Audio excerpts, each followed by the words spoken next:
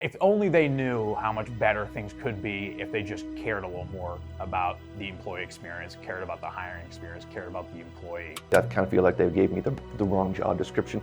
They seemed really excited about her, but they couldn't seem to find a role for her, and it dragged for months. What are your candidates saying about your hiring process?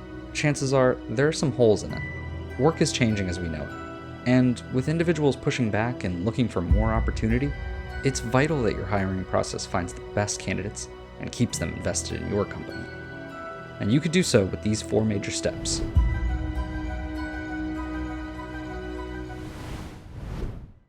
One of the major holes in hiring process we've seen is how you define that role before even considering sourcing for that position. I actually think it starts with a job before it starts with the candidate. It's not just about opening a position and posting it out to the world to start signing up. Job fit should be part of pretty much every conversation from the first time that I scope the role and write the job description up to the interview process. You have to be so crystal clear about what the role entails and what skills someone needs to have in this role. But even though that job needs to be crystal clear, that doesn't mean you need to find someone who fits that role exactly. I think my advice for hiring managers is to be open-minded. You're rarely hiring in 2022 for skills alone. You need to be able to evaluate competencies and soft skills. The technology you work on or the hard skills may end up being different in 2 years, but you're still gonna have that person sitting across from you and need those relationships. If there's skills that I feel like I can teach, then it's just a matter of me asking, do I have these 2 months where this person isn't gonna have the skill, but in 2 months of time, they're gonna get there? And if the answer is yes, then I think you can stretch your definition of a candidate.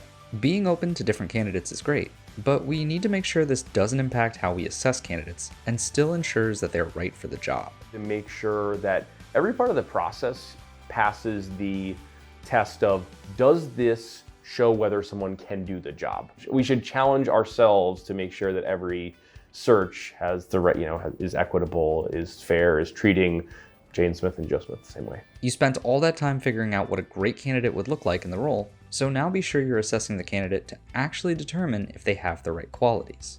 It's not just about the hiring manager. You need to have peers involved. You need to have direct reports involved. A structured interview process should make it clear that there is more than one person who's doing evaluation, and everyone should be evaluating on different pieces. Then you bring those evaluations together to make the right decision. Sit down and say who's going to handle the technical question aspect of things, who's going to handle more of the cultural side of things. And you should be vetting things like your working relationship, this person's aptitude for doing the work that you need them to do.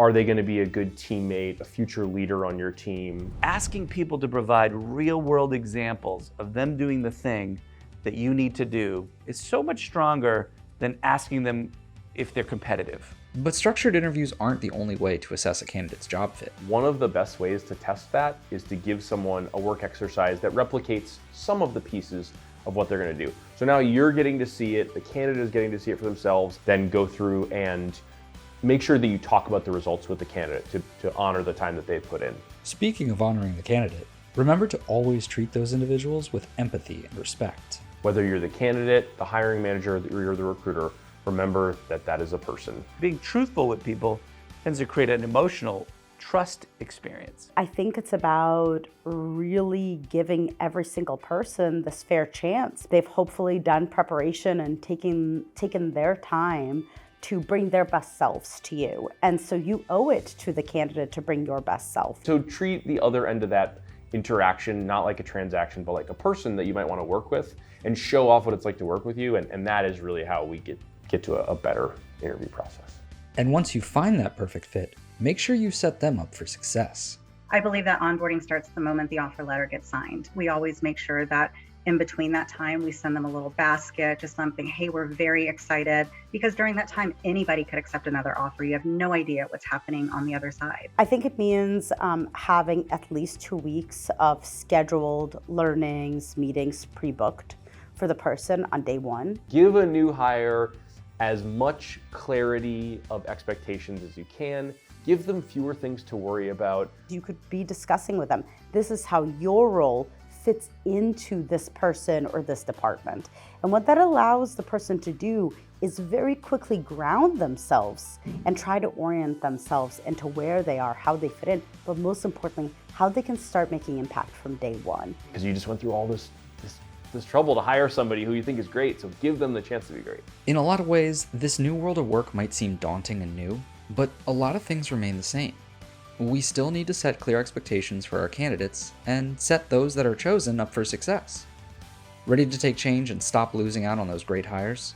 Let PI help determine where your hiring holes are and make a difference today.